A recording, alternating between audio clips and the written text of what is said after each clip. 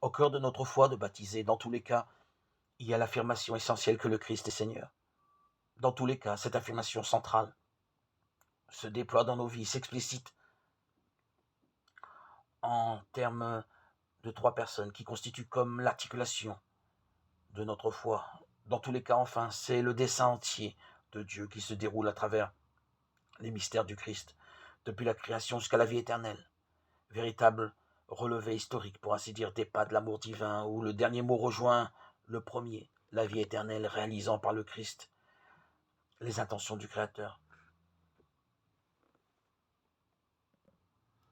Le chrétien se doit aujourd'hui de rester dans sa foi, de ressaisir sa foi, toute sa foi, facilement et souvent, pour ne pas la laisser s'altérer ou se mutiler.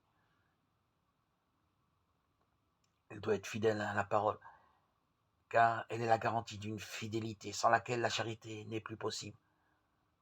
Et si la vérité n'est pas charité, ce n'est pas Dieu. Mais l'inverse est aussi vrai. En restant fidèle à la parole, en se nourrissant de la lecture quotidienne de la Bible, l'homme permet de ne pas perdre sa foi et rester centré à l'axe qui est notre Seigneur Jésus-Christ.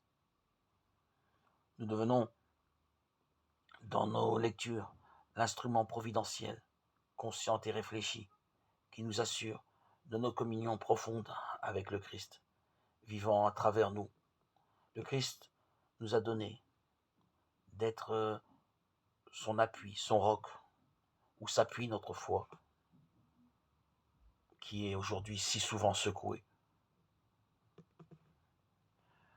Goûtons souvent et davantage à la saveur profonde de vérité de vie qu'est l'Évangile, pour rester centré, porté par le Seigneur, et que nos regards soient toujours dirigés vers lui. Lui seul peut nous conduire au royaume, à la sainteté.